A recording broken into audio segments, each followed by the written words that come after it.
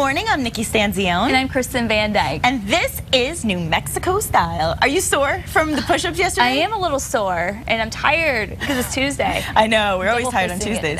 Yeah, nicely done.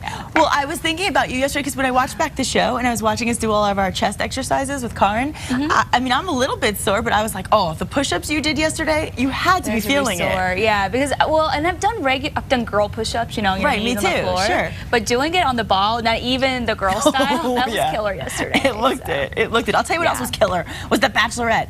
Honestly, Kristen, I can't with her. I just can't. And I know there are probably people who say the same thing about me. You know, everybody's not going to like everybody they watch on TV. However, this girl, she is the first Bachelorette who has had 3 guys voluntarily leave her.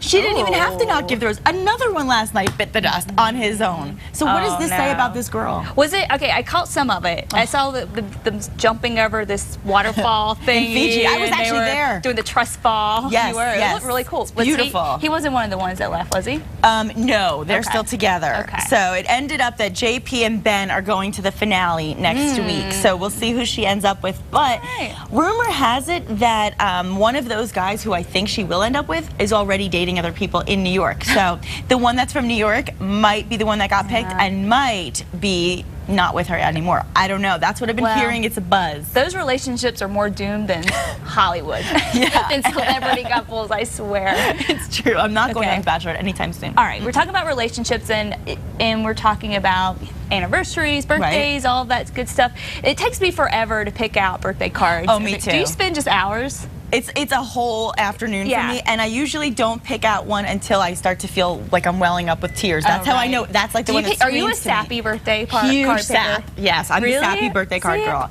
I like the funny ones. Well, I like getting the funny ones. And these actually came in the mail. These are American Greetings, and these are a little out there. I want to read these. Okay. This one's kind of fun. I think all women can relate to this one. Let's see. It's a cupcake. I love cupcakes. Okay, now listen to it. See if you can hear it. Okay. I'm a cupcake, I bring and shake. I'm here to say, hope your birthday's great. You're gonna gain weight. That's smart. If you eat me, you're gonna gain weight. Get a little reminder there. After you work out, this is what we should get Karin. Yes, for her birthday. She probably doesn't need it, but that is cute. Yes. Wait, what does it say inside? Does it say treat yourself to a happy birthday? It tells you to treat yourself after it tells you you're gonna gain weight. Nice. Very nice. Okay, what's this one? Oh, I see. This one's underwear. Yeah. Okay. This one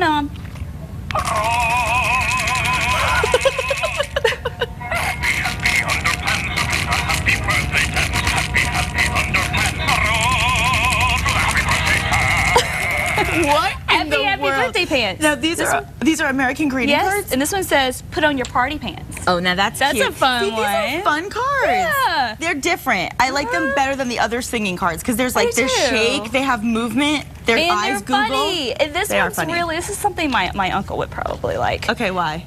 Beans. Okay, what does the beans one say? I won't like call him out. Okay. I'll just say beans. Here we go. Let's see.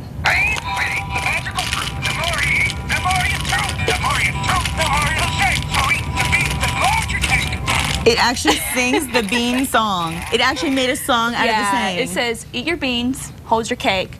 Hope your birthday's a gas. That's cute. I like that. And then there's a hamburger one too. So. Oh my gosh. Cute. These are good. These are fun. Where do you get these? American Greetings. I don't know. They came in the mail, so I'm assuming at.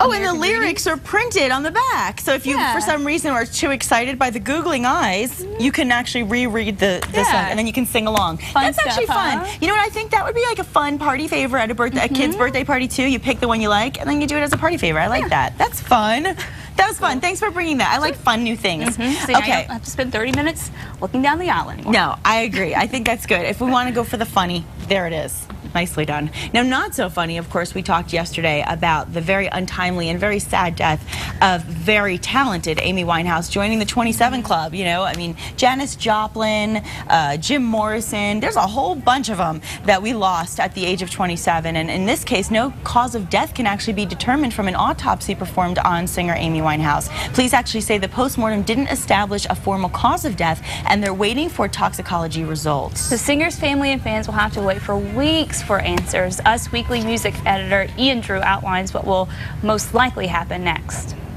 With no conclusive results, we now have to wait 6 to 8 weeks or so to finally find out what really happened to Amy, and that leaves a big mystery over her head.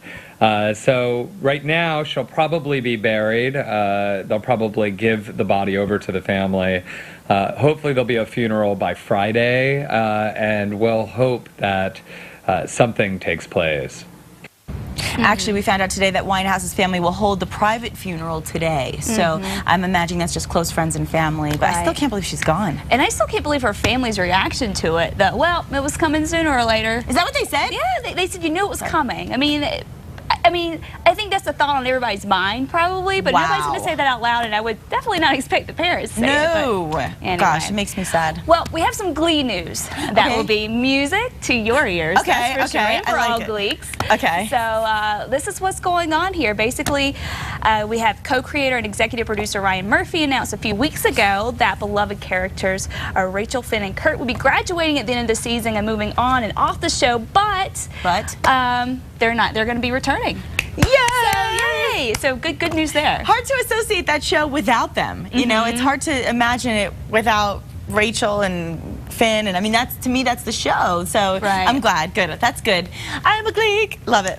Good. I'm happy to hear it. Yeah, but it's not all good news though. Why? There's some little sad news here. Earlier in July, it was reported that Cord Overstreet had not been promoted to series regular, but it was generally believed that he would at least continue to be a strong presence on the show. And fans learned Sunday, however, that despite an offer for 10 episodes, Overstreet is one cast member will have to actually say goodbye to. Really? He turned down a 10-episode offer? Interesting. Okay, well, moving on. This is really interesting, okay? 6 months after announcing their engagement, and we've talked about this a while back, Kat Von D and Jesse James have called it quits. Another one to say kaput. Yesterday, Von D tweeted, "I am no longer with Jesse, and out of respect for him, his family, and myself, that's all of the info that I'd like to share at this time. Thank you for respecting it."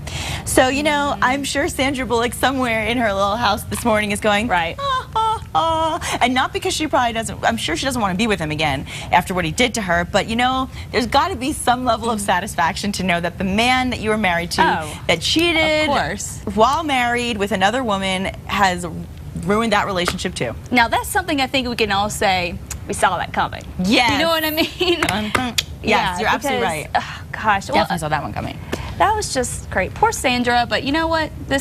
Now she can put her nose in the air, right? Well, I was watching Dr. Phil, and he was pointing out a very interesting statistic that if a relationship begins in a dishonest way and two parties or one party are cheating in the beginning of the relationship, who's to say that it's not going to happen all over again, and history will probably more likely than not repeat itself. So generally a couple who begins in a bad place doing dishonest things, usually they are doomed, based on the statistics that Dr. Phil mentioned. Well, I agree with that. I mean, you've got to have that foundation of trust, and how can you trust somebody that you cheated with? Right. I mean, I don't know. In marriage. I mean, you know, I think when you're kids, I mean, I think it's different. I think if you're 20 years old and you're in college and you meet somebody and you guys end up falling for each other and you realize you want to be together, and I mean, but I think once you're married and you've made that commitment and you cheat on your partner, I think that's where you have to say something's very wrong here, and probably don't want to repeat that history, but it's likely to happen. So, sorry, Jesse James and Kat Von D. Sorry about that. Yeah. We'll see what happens next. We will. In the meantime, what will happen next in the air with the weather? Really more of the same, more heat, humidity, and the chance of storms. Here's a look at the forecast.